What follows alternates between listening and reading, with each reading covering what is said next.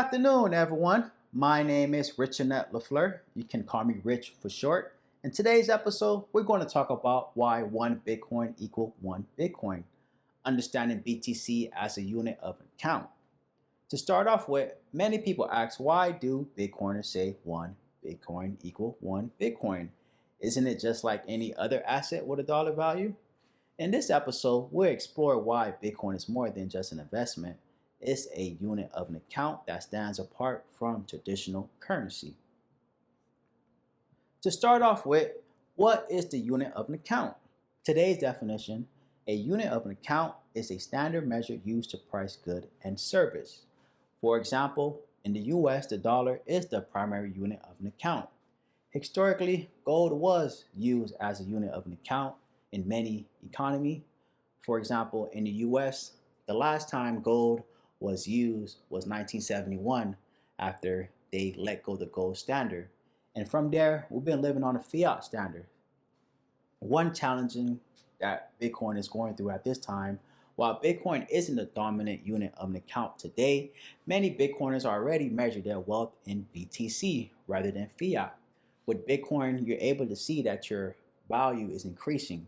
You're able to gain more purchasing power, and also you're able to achieve a better financial life instead of leaving your money in the bank and utilizing fiat to make your means. But at the end of the day, with Bitcoin, it eliminates all of the issues that fiat brings. To continue, why one BTC equal one BTC? To start off with, number one, fixed supply and scarcity. Unlike fiat currency that can be printed infinitely, Bitcoin has a maximum supply of 21 million, meaning that there's only 21 million Bitcoin that will ever be created. This scarcity means that its value is defined by demands, not by arbitrary government policy. No one controls Bitcoin, so Bitcoin is a mind of its own. It's its own technology, blockchain that was created by Satoshi, and he created this blockchain so that we're able to free ourselves from this fiat society, this fiat mentality that we was doctored in as since birth. And Bitcoin is bringing a solution so that we're able to live the life that God bless us to have. Number two, purchasing power versus fiat volatility. Fiat currency loses purchasing power over time due to inflation. Bitcoin purchasing power increase as adoption grows despite short-term volatility. For example, 10 years ago, one Bitcoin could buy a used laptop. Today, one Bitcoin can buy you a luxury car. And that's amazing about Bitcoin because as the price continues growing, you're able to increase purchasing power. But if you're looking at it in a fiat standard, yes, today the dollar may be valuable, but tomorrow it will continue going down. I know in my last video, I shared the purchasing power of the dollars, and I explained how every day the dollars is losing value and it doesn't allow us to use it the way that it should be used.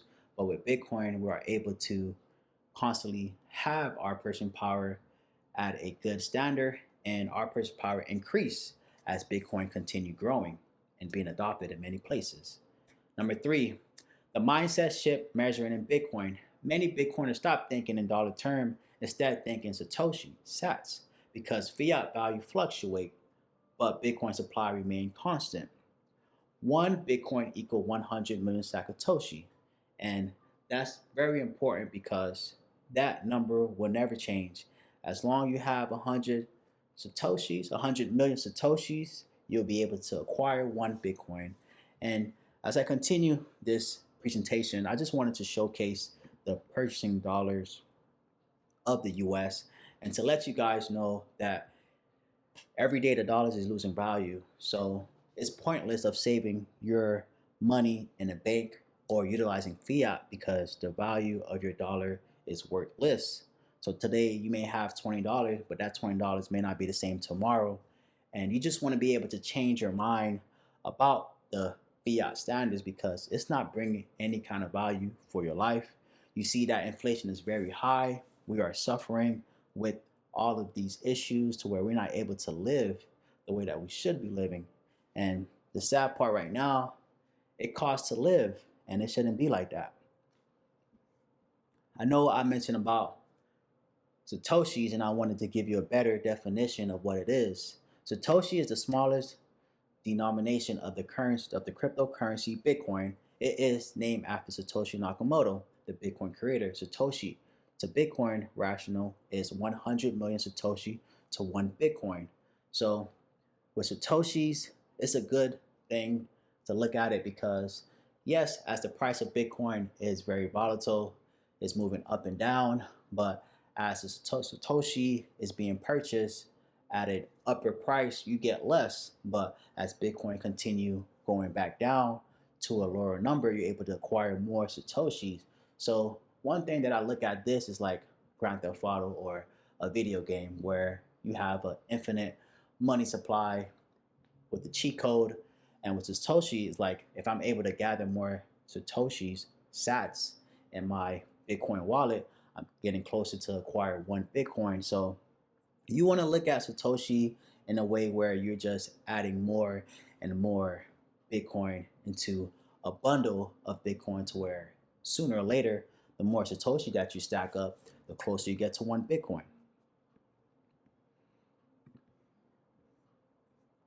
As we continue with this episode, the next section that I want to discuss, the problem with pricing in fiat.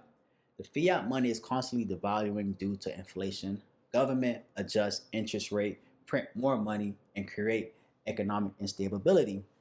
Bitcoiner argued that the best way to measure value is not in dollars, but in Bitcoin itself. And as I had showcased the purchasing power of the dollars, today is worthless. And the things that we are able to buy today won't be the same as tomorrow. I wanted to showcase another example where Bitcoin versus real estate.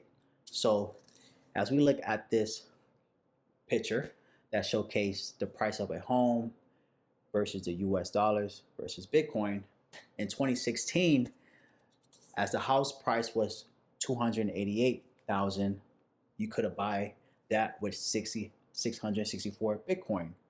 But in 2024, you can use only 6.6 Bitcoin to acquire your house. So as we look at this, yes, the dollar is constantly going up, but as the dollar constantly going up, we're able to use less Bitcoin to acquire the things that we want to buy. So this is showing a great example how as the price of the dollars go up in terms of the goods that we utilize every single day, we could use less Bitcoin to acquire that things. So this is a good example showing you that as Bitcoin continue becoming more adopted in different areas of society, you're able to use less Bitcoin so that you're able to get what you really deserve without having to stress about the dollar, stress about fiat, because fiat is always losing value. It's 2025. The next thing that we're going to see that a lot of houses are going to be worth $1 million. And it's going to be hard to acquire a house for $1 million because you will have to go through the rat race that I like to say, where you have to get a mortgage. And once you get a mortgage, you are stuck with that mortgage for at least 30 years. And then you have to constantly keep buying and paying and doing all these maintenance for your house. But if you look at it in a Bitcoin term, as the prices go up, Bitcoin will go up too. And you will be able to use less Bitcoin to acquire that house.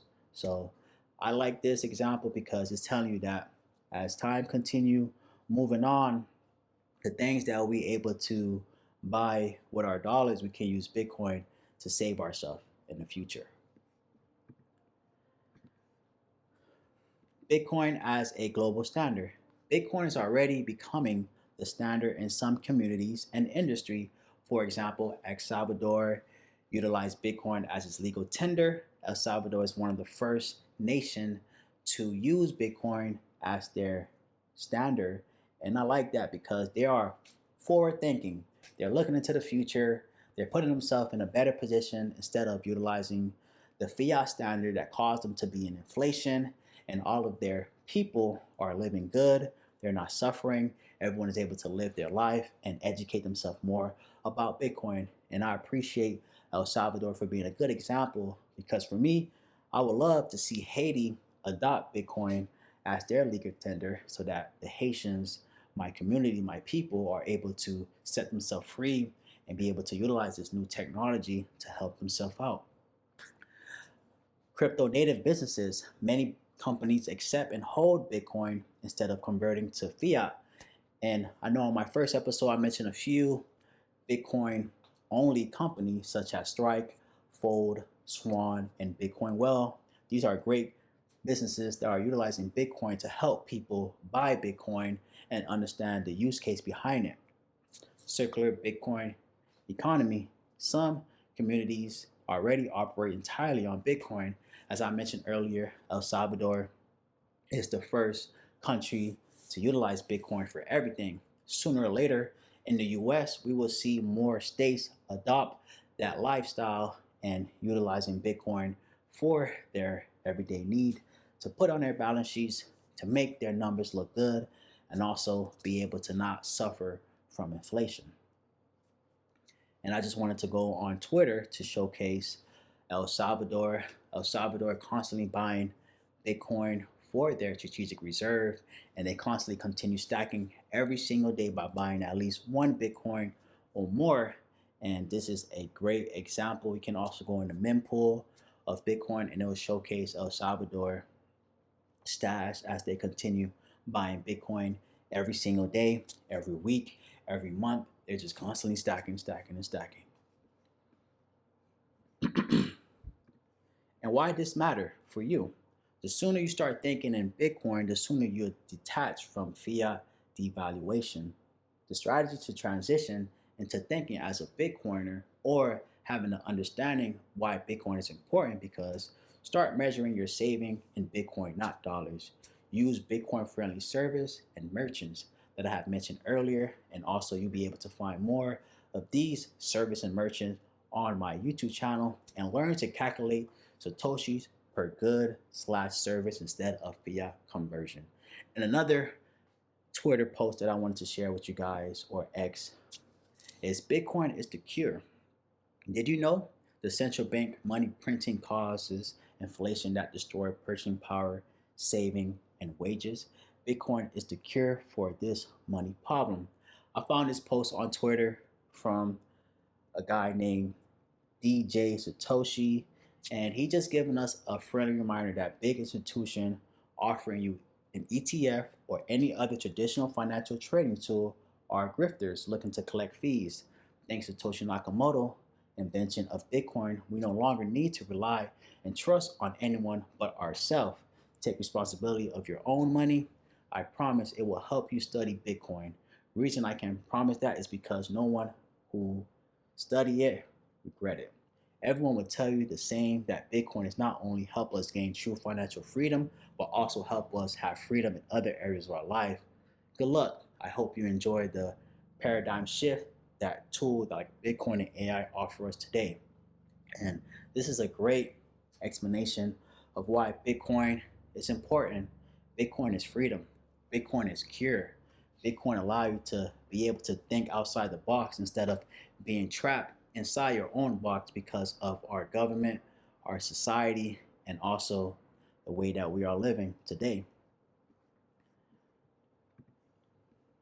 And to end this episode, just wanted to recap. Bitcoin is more than an asset.